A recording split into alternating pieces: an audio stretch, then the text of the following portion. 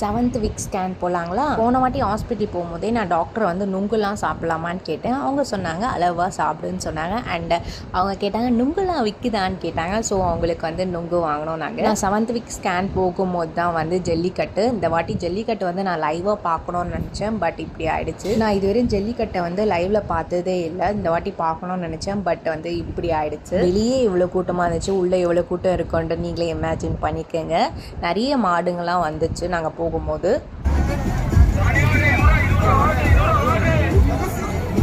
கருப்புக்காங்க வந்துருக்காங்க. இதான் லைன் இப்படி தான் நிப்பாட்டுவாங்க இல்லையா? அடைச்சிருக்கனால உனக்கு தெரியல.